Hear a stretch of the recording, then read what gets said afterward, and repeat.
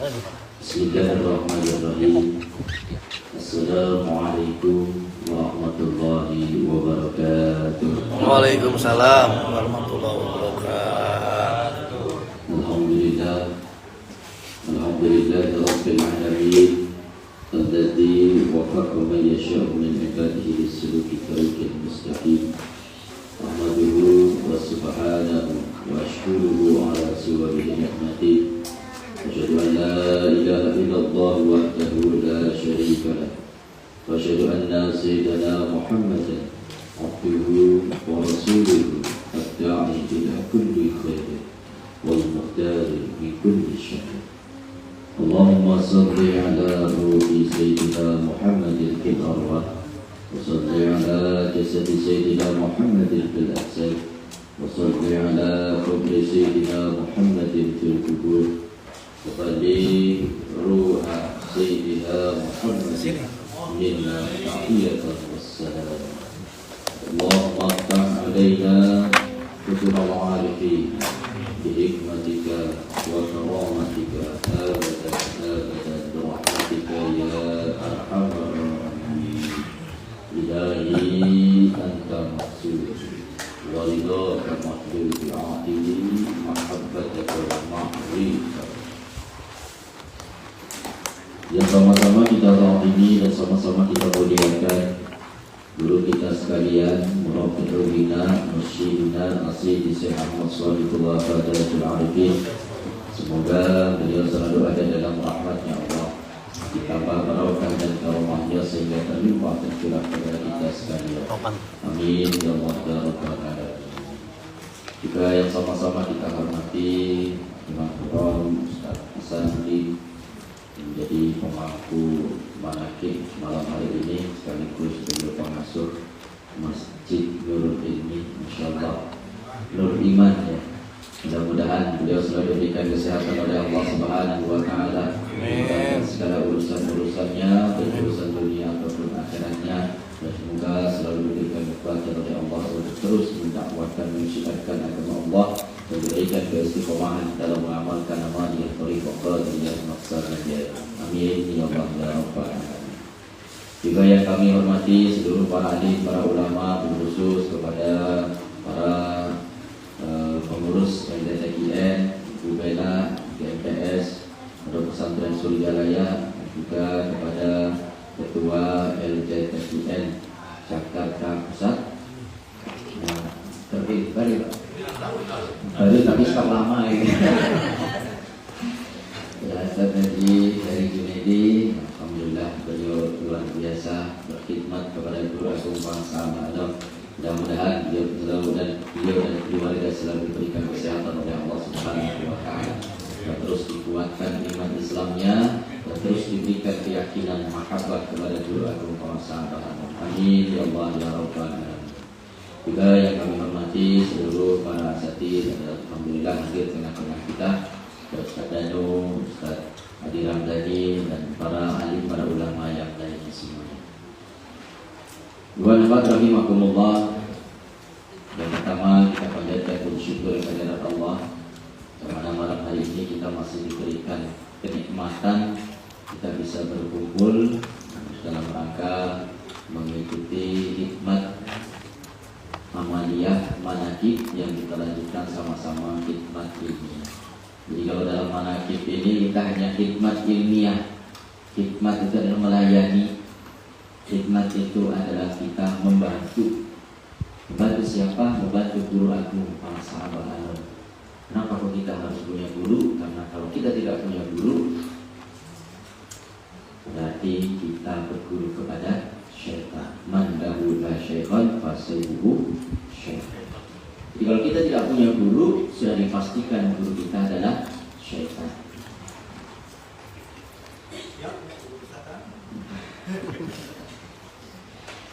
Walhamdulillah dari maklumullah, Masya Allah, mana di bulan ini kita tadi sama-sama mendengarkan nasihat yang sangat luar biasa, dan saya yakin di antara kita sebagian besar, insya Allah sebagian besar ini tidak bisa mengamalkannya atau belum bisa mengamalkan, nggak cocok pokoknya.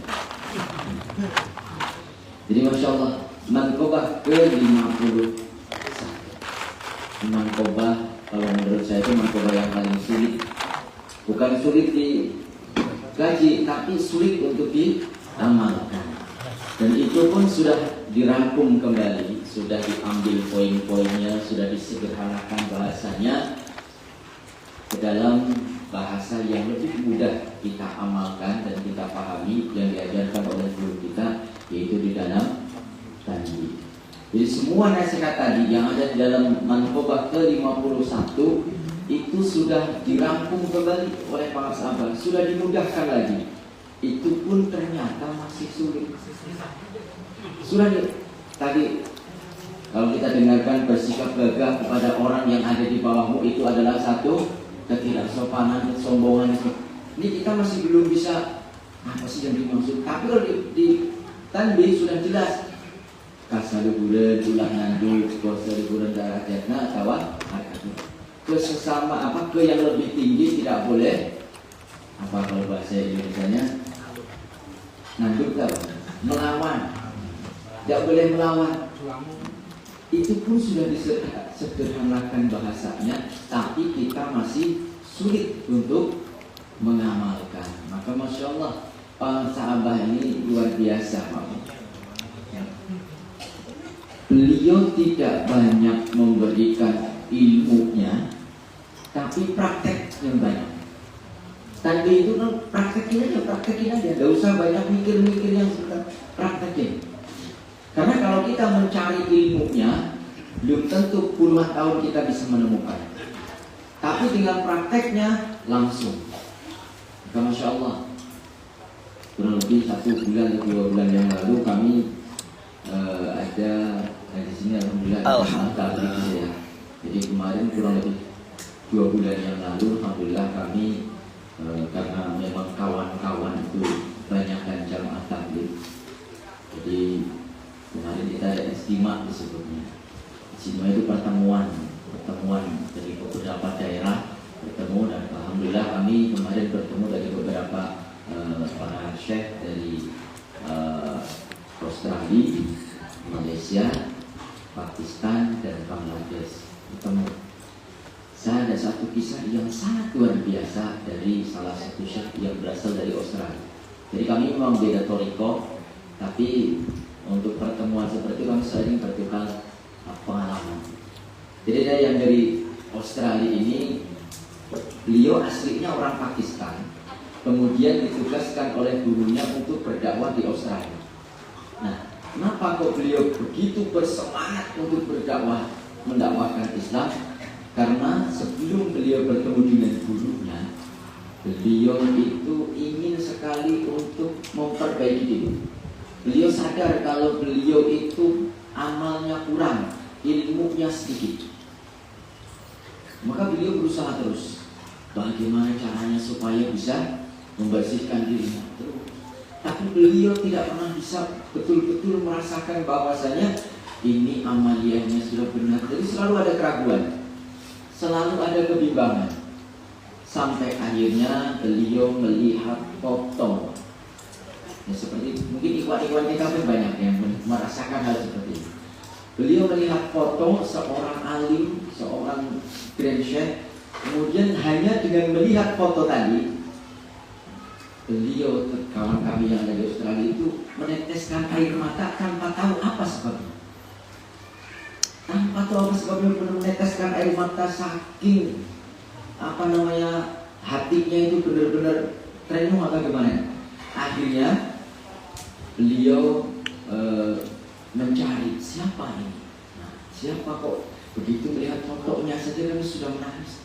Nah, akhirnya ketemulah. Begitu ketemu sama kawan saya yang dari Pakistan itu, ini guru kami. Akhirnya beliau minta untuk dipertemukan. Berangkatlah ke Pakistan.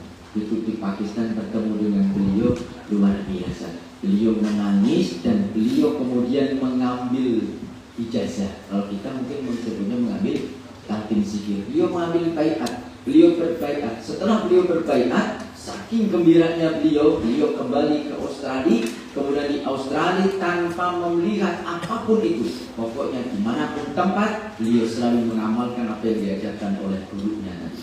Saking gembiranya, beliau selalu menyanyi dalam hati, kalau bahasa kita nyanyi-nyanyi itu, saking senangnya, kan bukan bernyanyi, tapi ada kegembiraan bahwasanya beliau sudah dipertemukan dengan orang yang bisa menjadikan dirinya tenang dan dipertemukan dengan orang yang mendekatkan dirinya kepada Allah.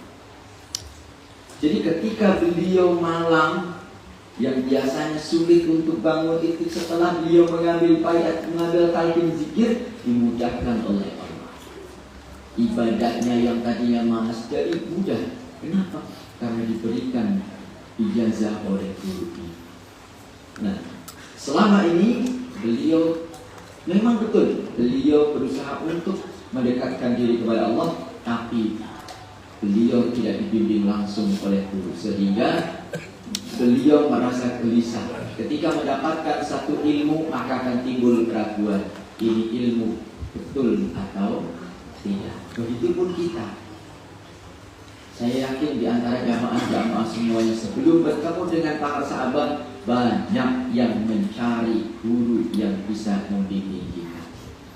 Bahkan kemarin kami pun bertemu dengan seorang yang selama 20 tahun 20 tahun berjalan dari satu makam wali ke makam yang lain. Nah, besok berziarah. Nanti insya Allah akan dipertemukan orang-orang yang berjalan ziarah dengan jalan kaki dari satu makam ke makam yang lain. Itu memang ada ulama yang meriadokan seperti itu. Tapi waktunya hanya 40 hari. 41 hari harus sudah kembali kepada gurunya. Biasanya seperti itu.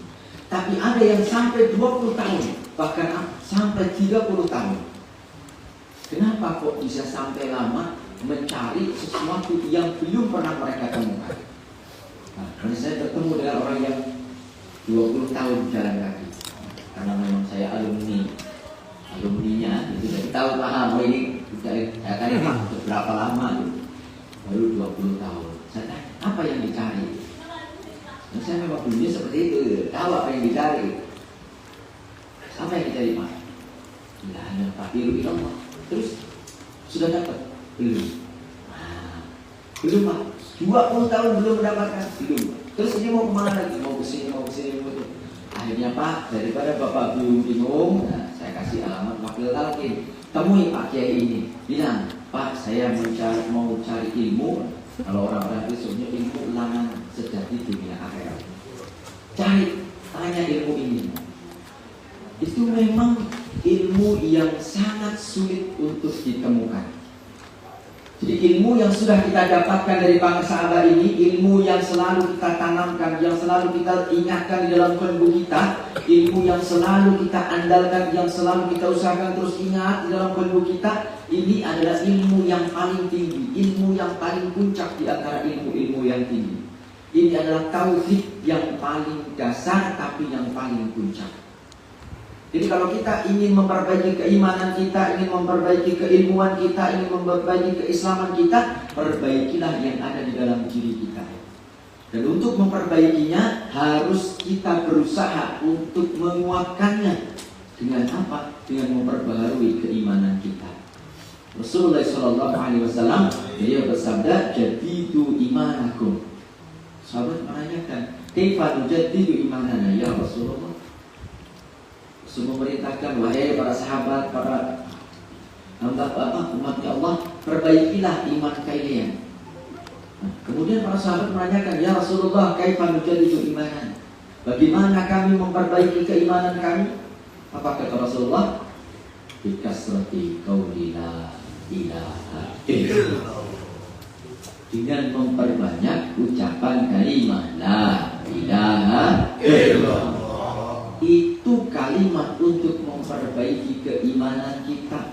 Jadi semakin banyak kita ucapkan kalimat la ilaha illallah, semakin kuat keimanan kita. Keimanan itu tempatnya ada di dalam hati. Kalau di sini ini bukan tempatnya iman, tapi keimanan tempatnya ada di dalam qalbu. Makanya kalau kita sholat, terkadang pikiran kita kemana-mana. Nah, kalau pikiran kita kemana-mana, kalbu kita pun akan menjadi lalai. Kemana-mana pikiran. Kenapa? Karena keimanan kita masih lemah.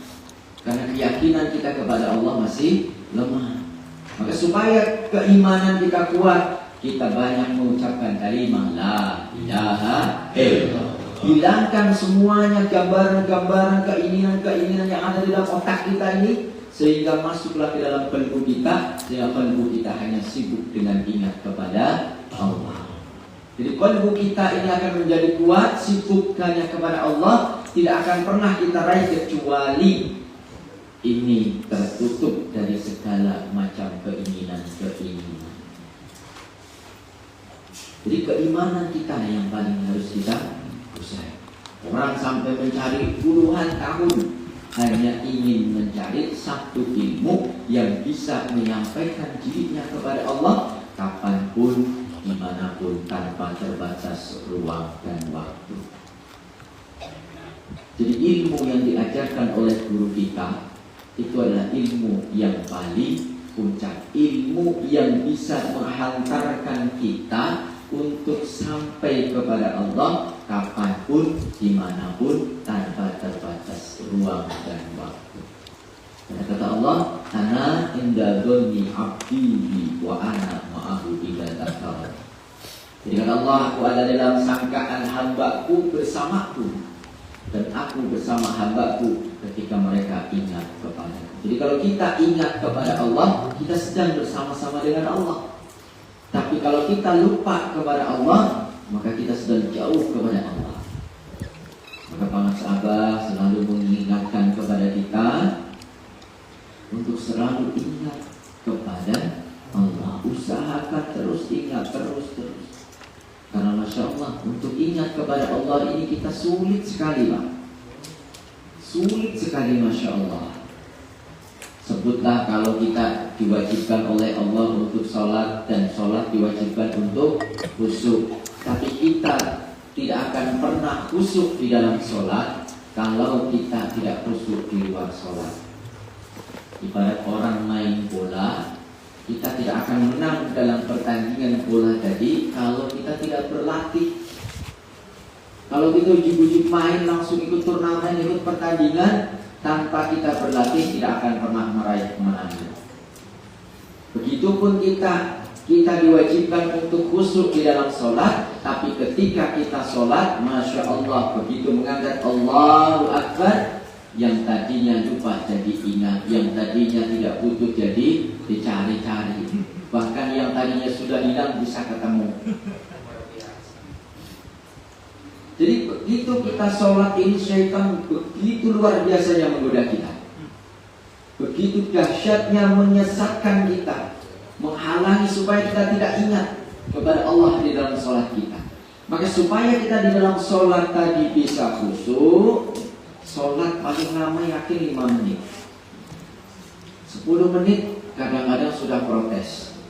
Atau kalau Pak Ade swen gitu, ya kan? Baca surat panjang dikit, kudu bae swen. Karena kita semakin lama sholat semakin gak khusyuk.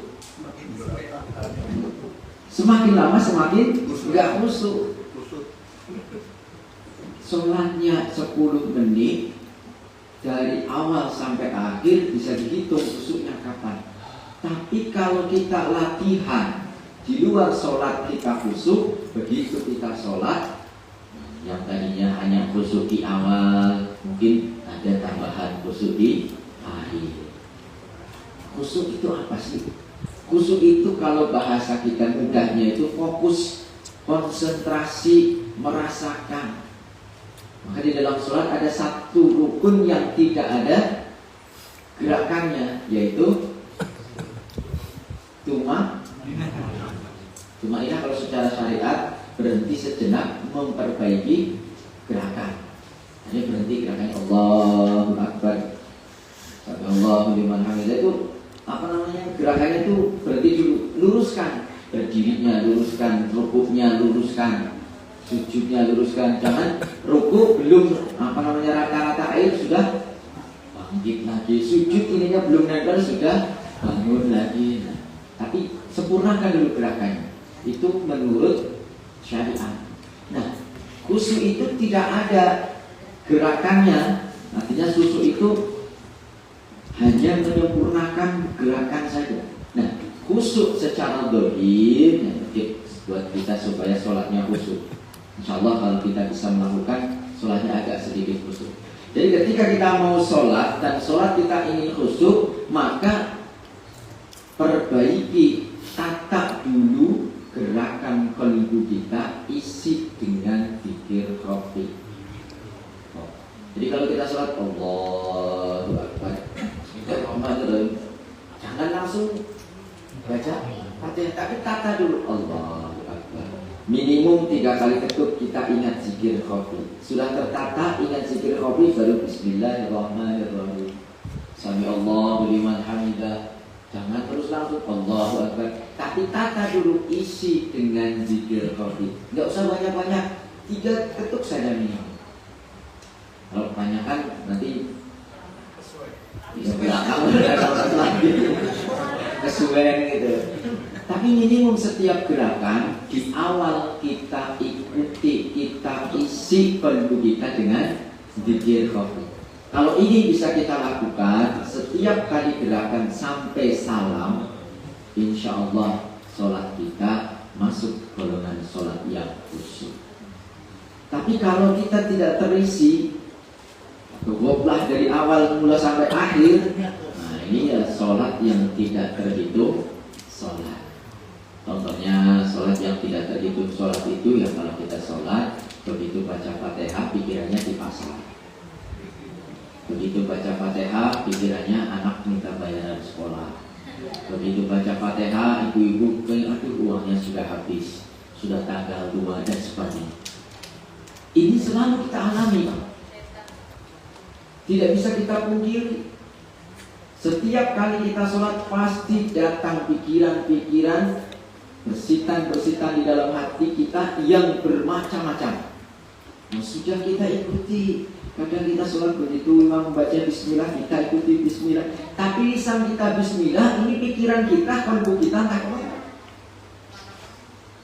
Maka kalau kita sholat, usahakan setiap kali gerakan isi dengan zikir khafi, tata dulu dengan zikir khafi. Walaupun setelah itu lupa lagi. Nah, ya namanya jangankan kita, sahabat aja tidak bisa. Sayyidina Ali aja suruh sholat 2 rakaat asal khusyuk kasih sorban. Wah, sholat rakaat pertama, wah aku sudah khusyuk dapat sorban. Gagal. Apalagi kelas kita. Ya minimum di awal saja kita bisa ingat kepada Allah. Jadi sholat yang khusyuk adalah sholat yang selalu ingat kepada Allah. Dan untuk ingat kepada Allah kita harus latihan. Latihannya ada di luar sholat, karena sholat itu pertandingannya. Latihannya di luar sholat. Dengan apa? Ya dengan kita banyak-banyak berzikir kalimat la ilaha illallah. Ini melatih diri kita, membiasakan lisan kita untuk terus ingat kepada Allah. Kalau lisan kita sudah terbiasa dengan mengucapkan zikir kepada Allah, maka akan ada bekas di dalam qalbu kita. Maka kalau berzikir jangan berurusuhan, terburu-buru.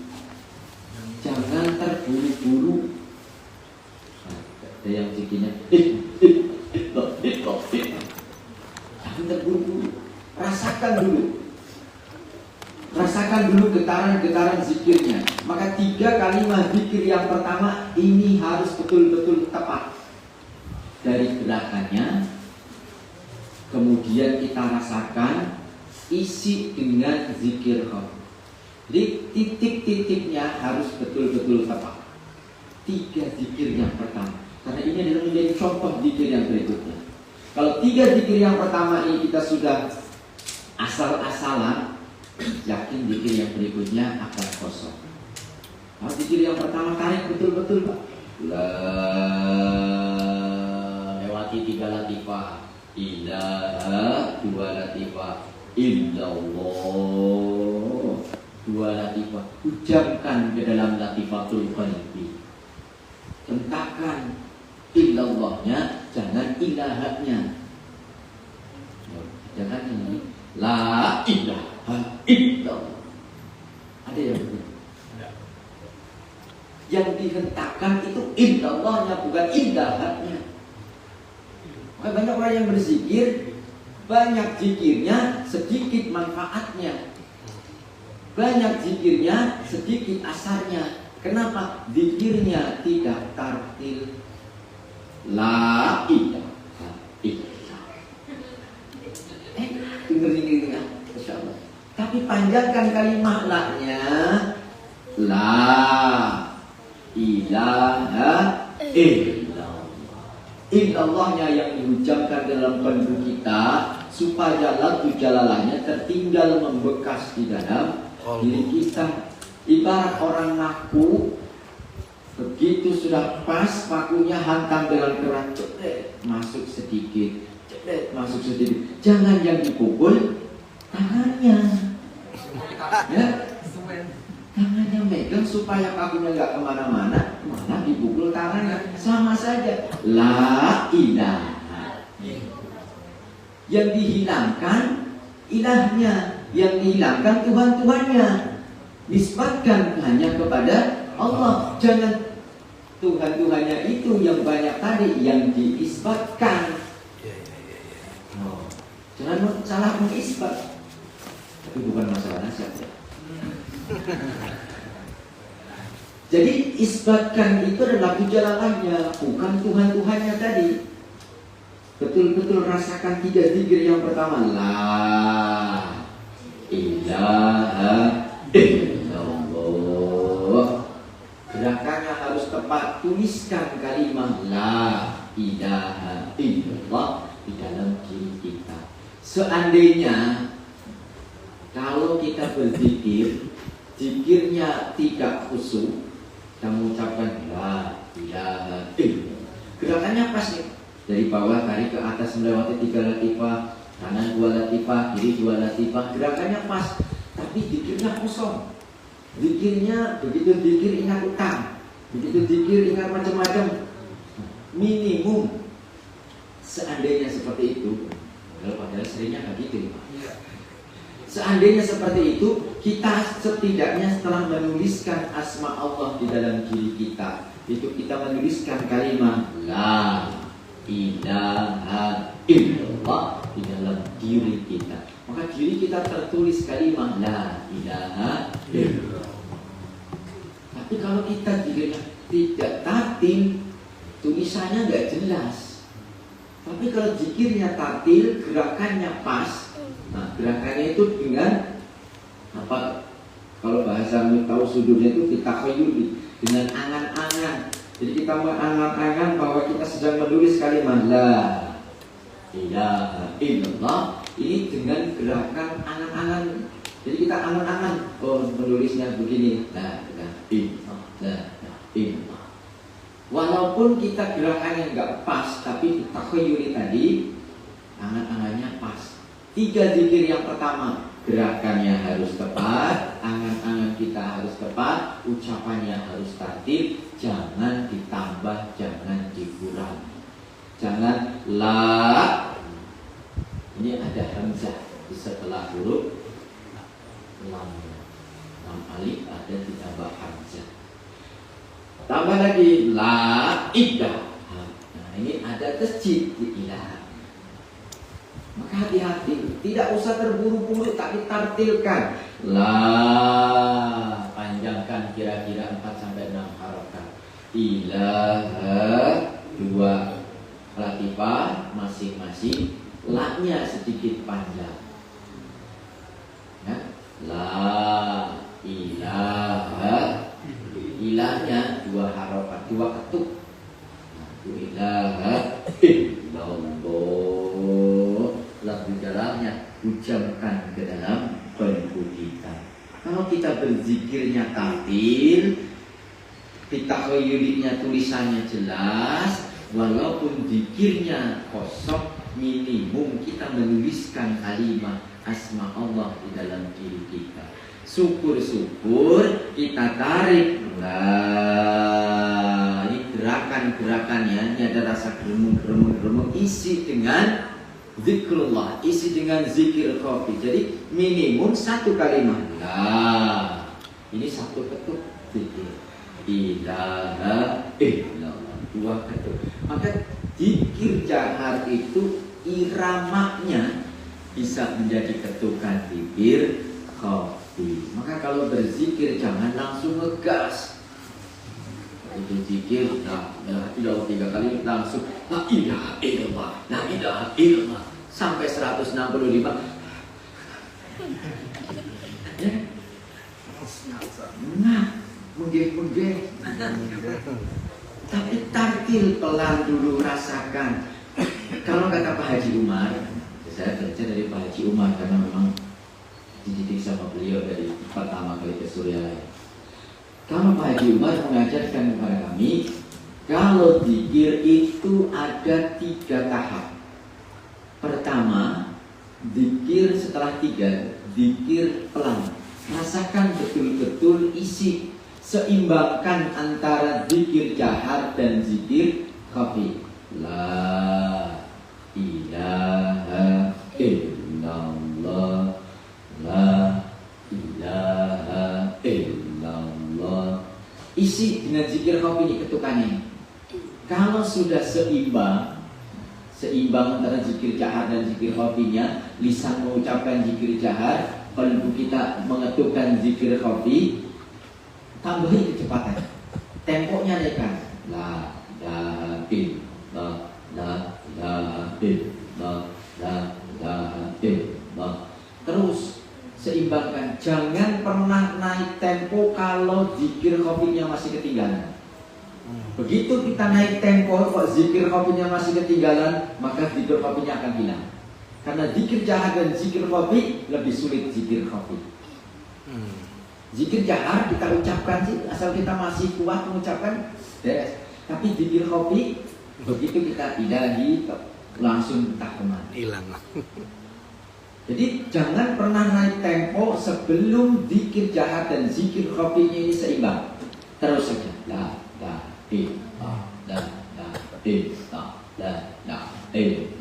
terus seimbangkan terus. Maka kalau berjamaah, mohon maaf, kalau berjamaah ini jangan imamnya masih lambat, yang belakang sudah nyodok terus, klaksoni terus. Kasihan imamnya. Kenapa? Imamnya ini menyesuaikan. Bapak mungkin sudah sinkron, yang belakang ini belum. Yang paling belakang kadang-kadang masih nyari belum ketemu. Maka imam harus bijak. Kalau imamnya masih lambat, ini udah dorong ayo pelaksonin terus, sudah mau gas. Oke gas. Atau sebaliknya, imamnya sudah gigi 4, ini baru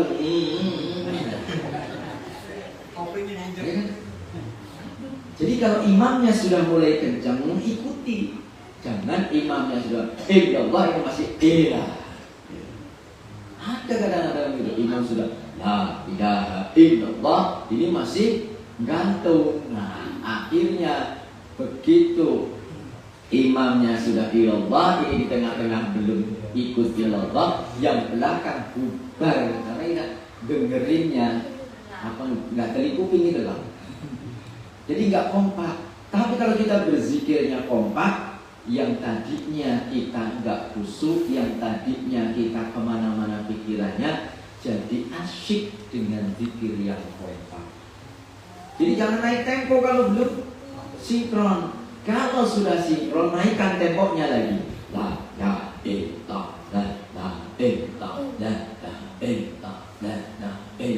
terus jangan terus putar lagi. Terus habis baterai. Tapi teruskan saja. Terus kalau sudah tidak kuat lagi, zikir khafinya sudah terus mendahului, maka tutup dengan Sayyidina. Karena kalau sudah seperti itu, tidak akan pernah bisa terkejar zikir khafinya. Jadi zikir khafi yang pertama tadi, ketika pelan mengimbangi, itu zikir khafinya sedang membakar, zikir jaharnya membakar hijab-hijab kotoran dosa-dosa yang ada di dalam diri kita. Kalau sudah seimbang itu terbakar, ini sudah panas. maka kotoran lidah kita itu sedang terbakar. Kalau sudah selesai, maka zikir kopinya akan mendahului dan zikir kopi itu menjadi nur. Dzikrul jahri narun wa dzikrul kopi nur. Jadi zikir jahar ini yang membakar. Nah, kalau sudah terbakar maka muncul nur dalam kalbu kita. Jadi nur kecepatannya tidak akan pernah bisa diikuti. Nah, kalau zikir kopinya ketika kita berzikir sudah terus, sudah tutup dengan Sayyiduna. Biasanya sudah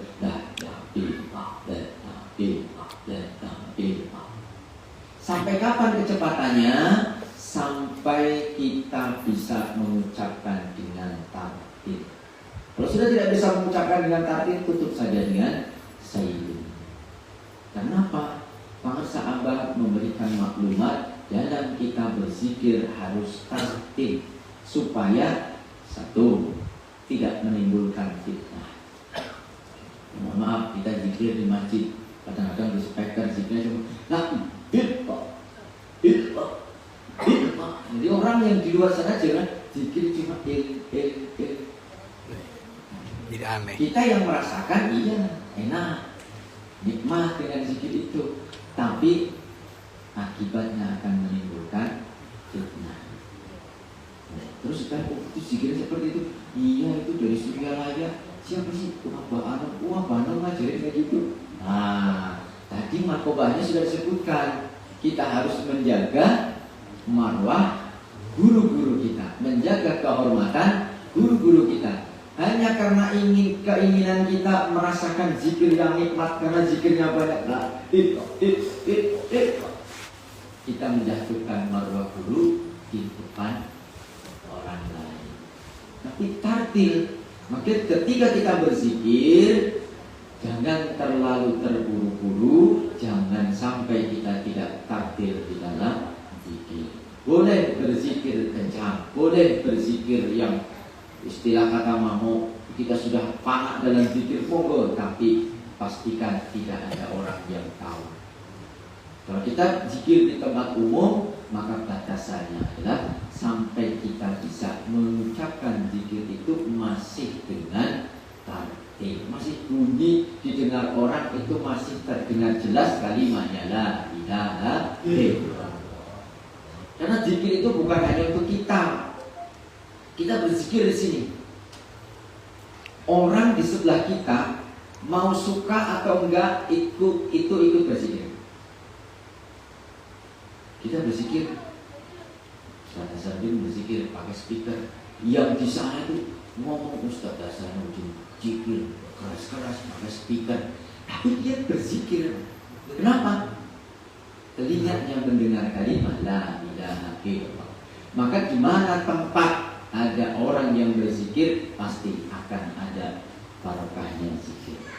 Di mana tempat ada dilakukan khataman, manaqib ataupun amalia-amalia zikir yang lain, yakin 1, 2, atau 3 pasti ada yang mencela. Akhirnya sudah mencela makin lama Allah balikan. Kenapa? Karena saking seringnya mendengar kalimat zikir tadi. Ini Ustaz, tak usah zikir kok banyak yang nentang, banyak yang lawan. Jadi saya yang penting kita zikirnya tartil. Beda lagi kalau orang mengatakan, zikirnya jangan kayak gitu, zikirnya yang benar, zikirnya tartil. Nah, itu salah kita. Kalau kita zikirnya nggak tartil, terus merasa, saya kalau zikir kok dimarah-marahin terus ya, iya. Orang zikirnya nggak benar. Tapi kalau zikirnya tartil, orang dengar juga enak.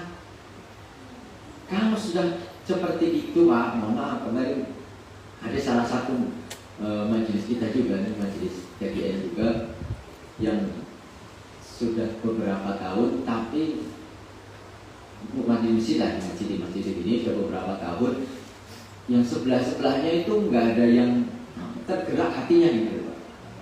Nggak ada yang kepingin ikut zikir atau apa gitu, tapi nggak berani ngomong, nggak melawan, nggak melarang atau apa, sampai ada yang mungkin sudah puncaknya gitu. Ada ngomong ke salah satu jamaah, kamu kalau zikir keras-keras kayak itu ngegebak kenaon sih, musir apa gitu. Karena jamaah tadi itu hanya apa istilahnya cuma mengamalkan, nggak ngerti apa, belum paham ilmunya, nggak jawab diam. Ya pokoknya diterima supaya dekat sama Allah aja, udah. Terus hari berikutnya pas ada amal yang rutin cerita sama saya, Ustaz, kemarin ada yang protes katanya di keluarga sebelah, kita jikir keras-keras ngebak kenaonnya. Aduh, jangan-jangan ngebak kemana? Kayak gitu kan. Seminggu kemudian, Masya Allah, qadarullah, seminggu kemudian orangnya dipanggil oleh Allah Subhanahu wa Ta'ala. Jadi hati-hati. Kalau kita sudah tartil zikirnya benar sesuai tuntunan para sahabat, kok masih ada yang menghina, melecehkan zikir itu bukan urusan kita. Tapi kalau kita zikirnya nggak benar, ada orang yang protes, ada orang yang marah, ya jangan terus saya kok zikir dilarang begini. Bukan dilarang zikirnya, benerin zikirnya. Karena banyak ikhwan-ikhwan kita yang torikohnya, kata para sahabat, fa'lam anna torikotu syaikana torikotu dzikri faqat laisa ghairuhu fa idza amartuka fadrib sofahan fatabi dzikrullah. Kita sudur juz yang kedua. Kata para sahabat, ketahuilah bahwasanya torikoh guru-guru kita ini adalah torikoh dzikir saja, tidak ada yang lain. Maka ketika aku memerintahkan yang lain, kata para sahabat, pukul dengan lembut.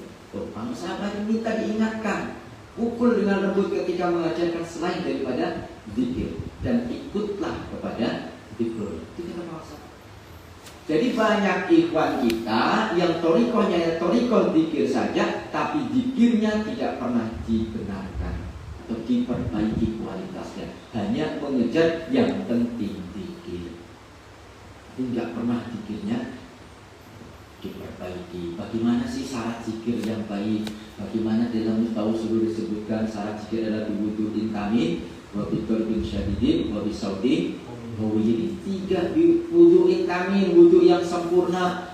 Kesempurnaan wudu itu ada dalam ilmu fikih, maka ilmu fikihnya harus kita kaji. Bagaimana cara berwudu yang benar, bagaimana air yang bisa mensucikan, mana ukuran wajah. Ukuran wajah itu ada dalam fikih. Dari mulai tumbuhnya rambut sampai cabang jenggot, kemudian lebarnya wajah itu dari ujung telinga sampai telinga sini, ada diatur dalam ilmu fikih. Kalau ini wajah tadi ketika kita berwudu ada yang tidak basah, tidak kebasuh, maka wudunya tidak sempurna. Maka supaya kita tahu bagaimana wudu yang sempurna, harus belajar ilmu fikih. Sholatnya harus belajar ilmu fikih. Jadi jangan tahu, saya sudah toriko syariat mau nggak perlu. Bangsa Pak. Para sahabat sudah jelas-jelas mengatakan bahwasanya setinggi-tingginya atau puncaknya orang yang makrifat itu akan didapat di dalam sholat. Maka para sahabat memberikan tuntunan kepada kita 1 hari 1 malam ada 50 waktu sholat. Waktu sudah ditentukan oleh para sahabat. Ada yang protes, Suryalaya, pondok toriko, tapi kok yang dikedepankan syariat? Karena memang puncaknya ma'rifat itu ada pada syariat. Jadi kalau kita ingin makrifat kepada Allah, ya itulah di sholat. Para sahabat mengajarkan kepada kita sholat, bermacam-macam sholat, dari pagi menjelang subuh ada sholat sunat. Nah ini berarti gak diamalkan ini.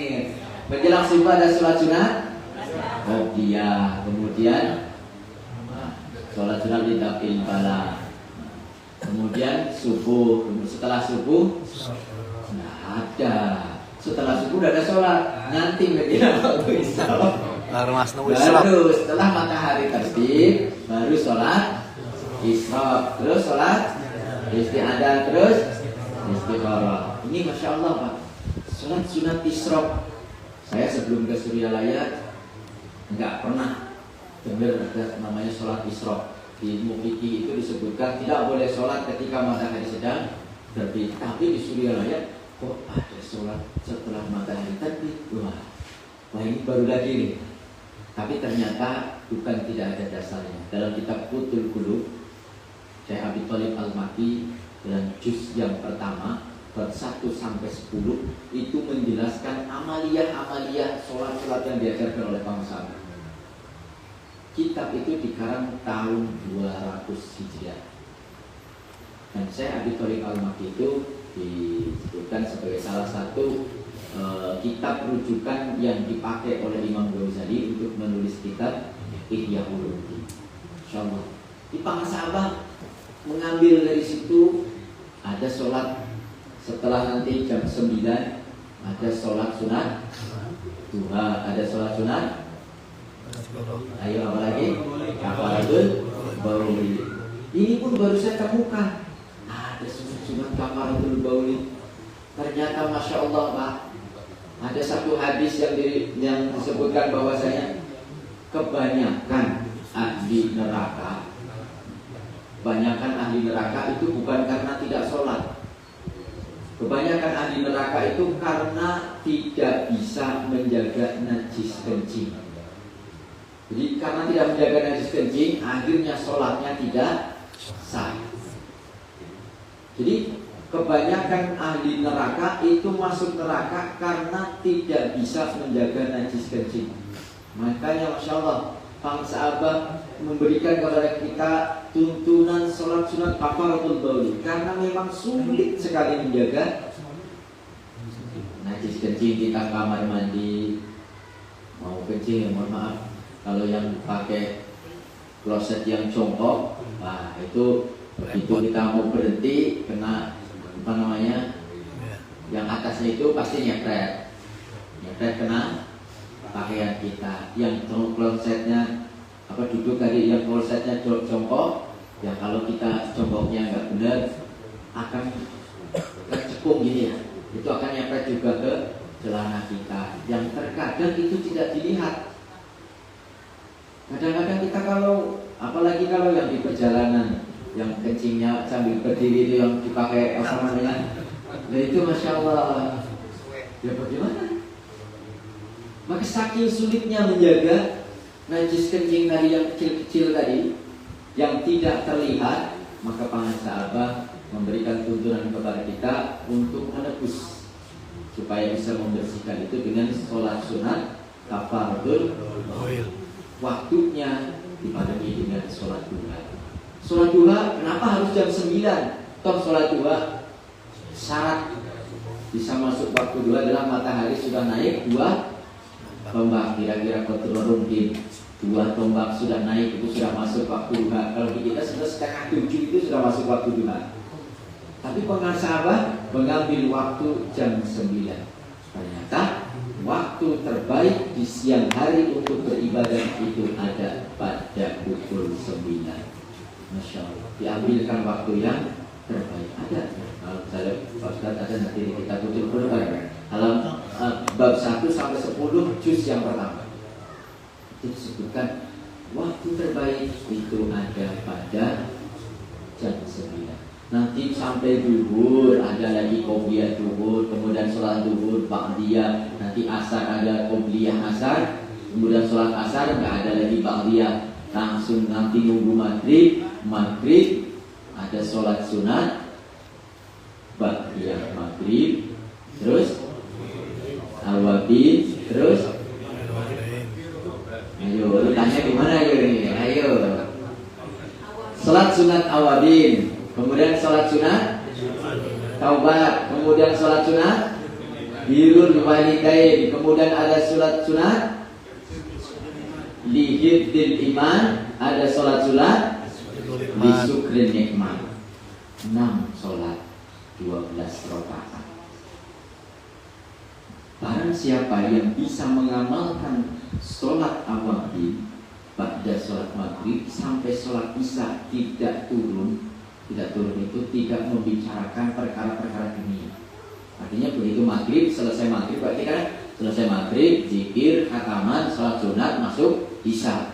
Itu Masya Allah pahalanya sepadan dengan orang yang naik haji dan hajinya mabrur. Masya Allah. Tapi jangan terus, kalau gitu saya nggak mau naik haji lah. Cukup sholat sunat saja, nah, jangan. Itu bangsa beliau tidak mengiming-imingi sholat ini supaya begitu, enggak. Amalkan saja. Pahalanya biarkan saja. Karena ketika kita ada iming-iming seperti itu, pasti sholatnya karena iming-iming. Dan langsung amalkan saja. Sampai dari maghrib sampai isya nggak turun. Zikir, khataman, sholat sunat, kemudian lanjut sholat isya, qobliyah, kemudian ba'diyah. Nah, ba'diyah isya ini lain sendiri. Di sholat sunat ba'diyah isya itu dilakukan sambil duduk. Jadi memang kalau ada yang melihat sholat ba'diyah isya sambil duduk, kenapa nggak berdiri, kan kita masih kuat. Kan sholat itu syaratnya berdiri. Memang untuk sholat wajib disyaratkan, kalau tidak mampu baru duduk. Tapi sholat sunat ba'diyah isya itu memang dilakukan dengan duduk. Dalam kitab Sahih Al-Sahih ya, halaman 236 kalau tidak salah, agak lupa waktu itu sempat dibahas ramai dan ketemulah dalilnya. Itu walil isya rakaataini jalisan. Jadi Rasulullah SAW itu melakukan sholat isya, ba'diyah isya 2 rakaat dengan duduk. Maka itu dilakukan oleh para wali mursyid. Jadi kalau bahasanya Pak Haji Sadisi itu tabaruk ke abah. Nah, abah melihat abah sepuh melihat Syekh Tolha. Tapi dalam agama tidak bisa kayak gitu. Tidak hanya kalau wakilah itu harus ada dari yang tepat. Nah, ketemulah dalam satu kitab itu memang walil isya rakaataini jalisan. Untuk sholat sunat isya 2 rakaat dengan duduk. Nah, itu para guru-guru musik. Dan ternyata di thariqah lain pun sama. Thariqah lain, saya ada tetangga thariqah Saziliyah, Sakariyah, maka ba'da isya sholatnya pun duduk. Ada thariqah Uwaisiyah, thariqah Hijaniyah, itu semuanya mereka dilakukan dengan duduk. Dan amaliyah sholat yang ba'da maghrib tadi pun mereka amalkan. Di sholat awabin, sholat sunat ba'diyah, awabin, taubat, birrul walidain, kemudian di syukri nikmat, di hifdzil iman, itu mereka lakukan juga. Jadi ini amaliyah yang dilakukan oleh para ulama-ulama, alim ulama yang dekat dengan Allah. Masya Allah, amaliyah yang diberikan oleh guru kita ini amaliyah yang paling sempurna, amaliyah yang sudah disempurnakan. Dan beliau guru kita adalah seorang mursyid yang kamil. Maka jangan kita menghinakan kekamilan beliau. Karena mohon maaf ada beberapa yang secara tak sadar atau tidak itu menjatuhkan marwah gurunya sendiri. Misalnya ada yang mengatakan ya sebenarnya ini ya, pokoknya guru kita itu dianggapnya tidak sempurna lah. Dan tidak sempurna ini harus kita betul-betul jaga marwah guru kita, amalkan dengan sebaik-baiknya. Aku pun tadi di dalam mencoba bagi kita yang masih hidup di tengah-tengah masyarakat, tengah-tengah dunia ini, hanya ada 2 hal tadi. Yang pertama, harus hormat kepada wali. Ini yang menjadi pegangan kita. Hormat kepada wali, minimum kita tidak su'ul adab kepada guru. Insya Allah kita akan dibawa mulia oleh guru. Tapi kalau kita sudah su'ul adab kepada guru sedikit saja, keberkahan guru itu akan menjadi hilang. Bahkan dalam kitab Tanbirul Qulub disebutkan seorang murid yang belajar kepada guru yang mursyid, ketika dia melirik kepada mursyid yang lain, maka keberkahan daripada gurunya akan hilang. Dan disebutkan oleh pengarang kitab Fathul Qulub Syekh Amin Al-Qurdi, beliau menegaskan kun kal mayyiti indal muhsin. Jadilah kalian semuanya seperti mayit di tangan orang yang memandikan. Jadi murid itu harus jadi bola. Bola di kaki Ronaldo ke sini, di kaki Messi ke sini, itu nggak pernah mau ditendang kemana itu. Jadi kita pun harus seperti itu. Kul kal mayyiti dal musil, harus menjadi seperti orang yang mati di tangan orang yang memandikan. Mau disiram air dingin, mau dibalik, mau di nggak pernah protes. Kan? Murid seperti itu. Kalau kita ingin belajar kepada para sahabat, kita ikuti betul-betul apa yang menjadi tuntunan para sahabat. Tidak usah banyak bertanya, tidak usah direka-reka, amalkan saja apa yang menjadi ajaran beliau. Dalam kitab Dalailul Khairat pun ada disebutkan, bagi orang-orang yang ingin sampai kepada Allah, atau bagi yang ingin sampai kepada Allah tapi belum dipertemukan dengan guru mursyid yang membimbingnya, maka perbanyaklah baca sholawat.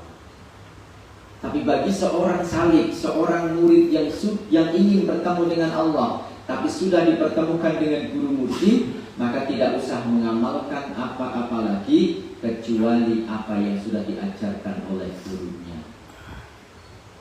Guru kita mengajarkan zikir, zikir jahar, zikir khafi, itu saja zikir. Itu saja amaliyah kita. Zikirnya ada harian, khataman, manaqib, sholat sunat dan ziarah. Itu bagian daripada amaliyah Pondok Pesantren Suryawi. Tidak usah ditambahi, tidak usah dikurangi.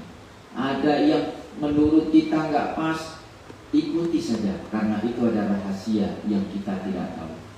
Contohnya ada yang bismillahirrahmanirrahim, bismillahirrahmanirrahim, bismillahirrahmanirrahim. Ada yang pintar ilmu alat, ini pemaafi, harusnya muafi, ikuti saja maafi.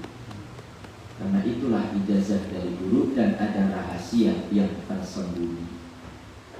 Kemudian manaqib. Ini penutup. Jadi amaliyah para sahabat itu semuanya sudah diajarkan kepada kita, penuh dengan rahasia-rahasia yang terkadang kita tidak bisa tahu kecuali kita mengamalkannya sesuai dengan tuntunan para sahabat. Contoh, manaqib bulan kemarin, bulan Maulid, yang kita baca Maulid yang berapa? Ada ingat? 3 dan 4. 3 kecerdasan Tuan Syekh, 4 akhlak atau budi pekerti Tuan Syekh. Itu bukan tidak ada rahasianya. Manqobah di bulan Maulid itu menjelaskan tentang ilmu dan akhlak, yang mana ilmu dan akhlak itu adanya ada pada diri Rasulullah Sallallahu Alaihi Wasallam. Maka bulan Maulid, bulan kelahiran, bulan kelahiran Rasulullah Sallallahu Alaihi Wasallam, para sahabat memberikan tuntunan baca Manqobah 3 dan 4 sebagai teladan contoh bagi kita untuk bisa mencontoh akhlaknya Rasulullah Sallallahu Alaihi Wasallam, ilmu dan akhlak. Tapi jangan terus yang penting kan akhlaknya, tapi tidak mau mengkaji ilmunya. Seseorang tidak akan bisa atau tidak punya akhlak yang baik kecuali orang tadi mengamalkan ilmu yang diketahuinya. Jadi jangan ilmu nggak penting, yang penting kan akhlaknya. Bagaimana mau berakhlak yang baik kalau tidak tahu ilmunya? Bagaimana kita mau menghargai guru kita kalau kita tidak tahu ilmu? Bagaimana menghargai guru kita? Bagaimana kita mau tahu ilmu ini sesuai atau bagus atau tidaknya kalau kita tidak tahu ilmu? Tapi ilmu yang diamalkan itulah akhlak yang mulia. Maka para sahabat selalu memberikan tuntunan kepada kita, amal ilmu amaliyah, amal ilmiah, supaya jadi akhlakul karimah. Ukuran akhlakul karimah ada pada tanbih. Jadi kalau kita manaqib pas baca tanbih jangan tidur. cocokin sama kita, ada yang cocok apa enggak. Kalau ada yang cocok, syukuri. Nah, berarti ada peningkatan akhlak kita. Kalau tidak ada yang cocok, nah hati-hati, berarti akhlak kita bobrok. Harus kita betul-betul. Maka manaqib itu selalu dibaca tanbih lagi.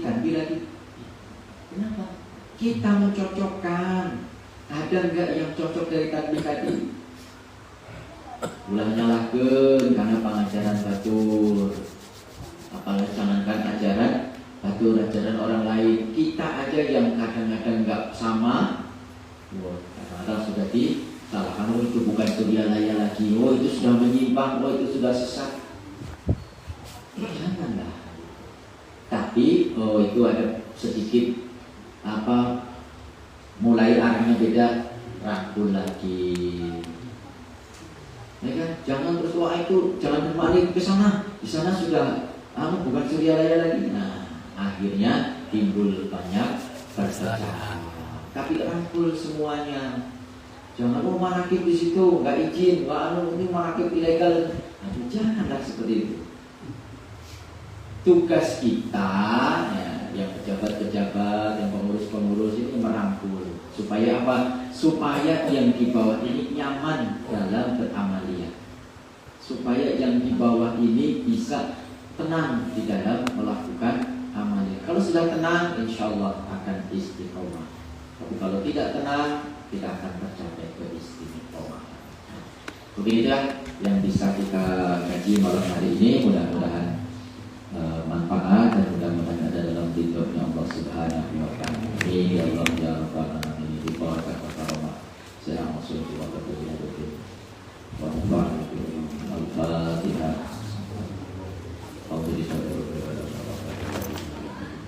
Ya Allah ya Rasulullah.